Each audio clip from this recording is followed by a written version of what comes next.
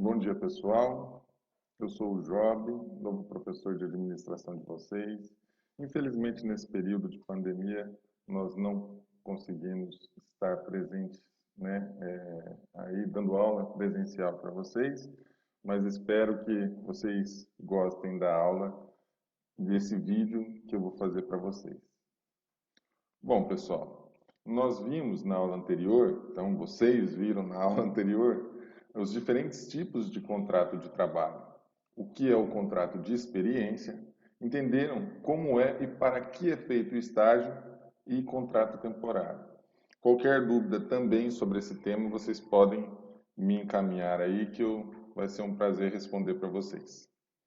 Vamos lá. Na aula de hoje, nós vamos entender o que é jornada de trabalho, qual é o período máximo permitido pela CLT, período que o trabalhador tem direito a descansar e o que é DSR e controle de ponto. Vamos começar então. O que é jornada de trabalho? Pensem aí, é o tempo que eu entro na empresa, bato o dedo lá no controle biométrico e fico trabalhando até das 6 horas, bater o ponto de novo e sair correndo? Não é só isso. Também é, tá? Mas não é só isso.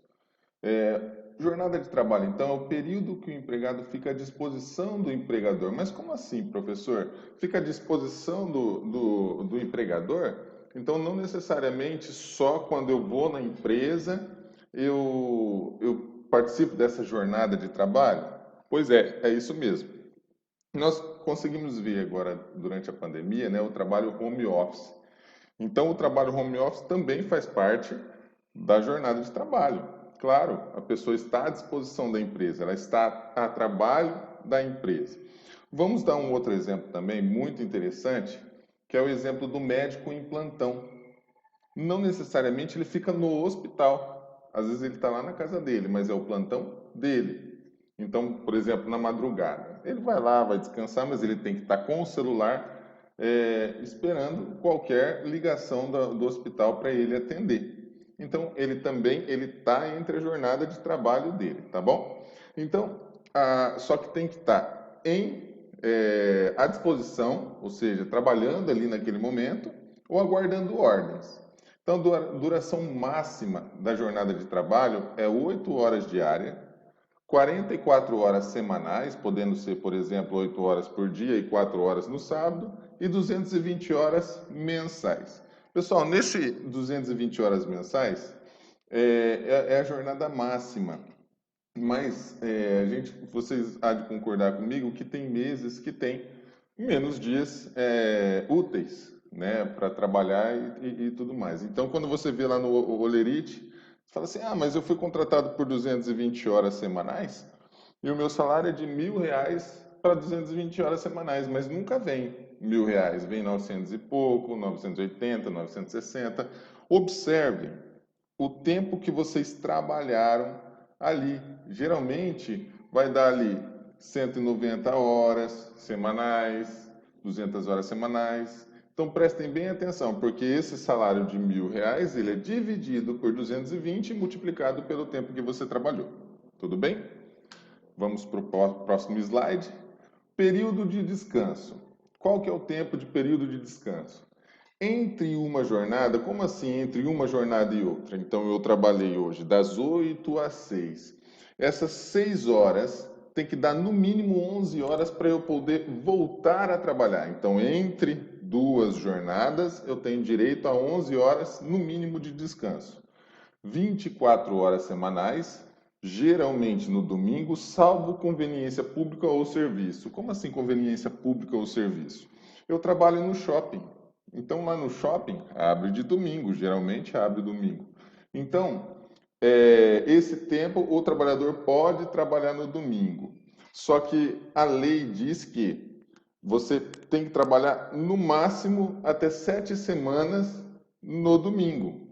Pelo menos uma vez a cada 7 semanas, você tem que descansar no domingo. Tranquilo? Então, jornada superior de 6 horas, de 1 a 2 horas de descanso.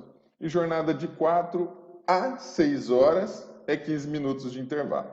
Vamos lá. Descanso semanal remunerado, DSR. O que é? Todo trabalhador urbano ou rural ele tem o direito do DSR, Descanso Semanal Remunerado, tá? Por 24 horas. Ou seja, esse descanso de 24 horas tem que ser remunerado pela empresa.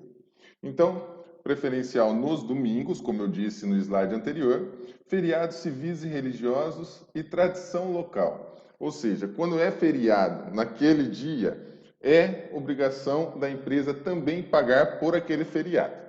Tranquilo? Desconto do descanso semanal remunerado.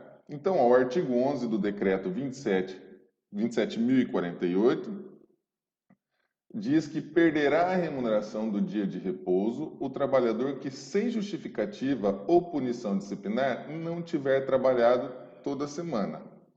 Então, por exemplo, o empregador foi lá e faltou no dia 17 de abril de 2017.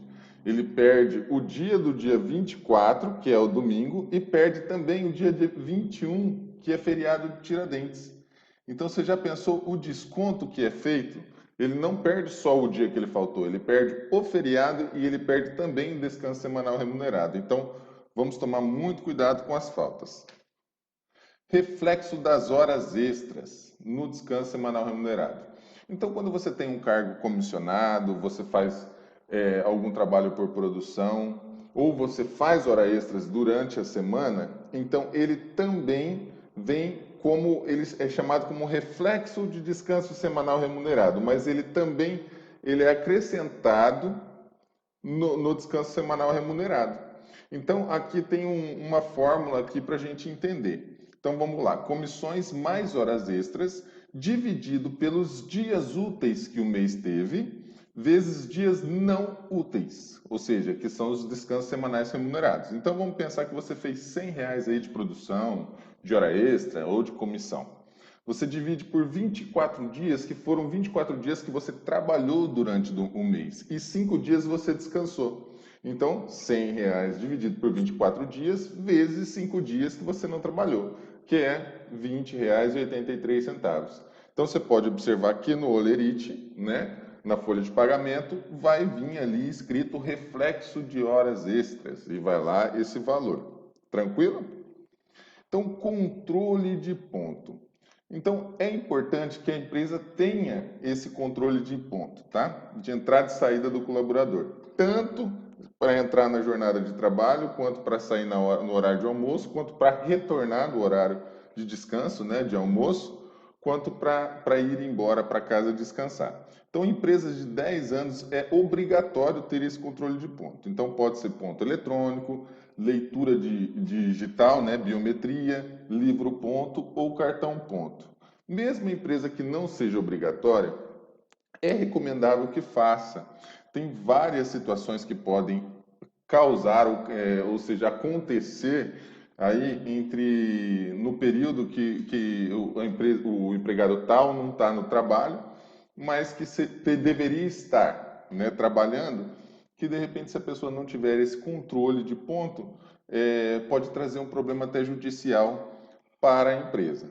Então vamos pensar, né? A gente fala muito de um caso que aconteceu na parte de administração.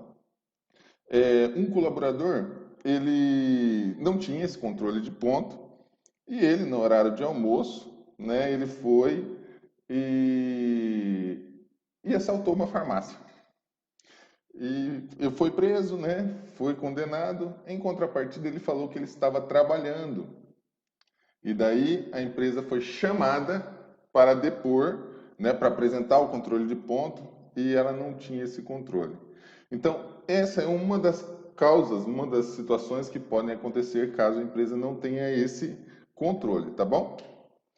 Quadro de horário. Então, segundo o artigo 74 da CLT, a empresa deve fixar em um local visível o quadro de horário de trabalho, caso ele não tenha esse controle biométrico, esse controle de ponto manual. Então, é importante que a empresa tenha um quadro dizendo os horários de trabalho. Então, a gente pode observar, por exemplo, nas indústrias, nas fábricas, né, que eles têm um quadro, inclusive das escalas de trabalho, tá? Para que fique bem visível para os colaboradores o horário, o tempo que eles têm que trabalhar. Beleza? Bom, pessoal, então é isso.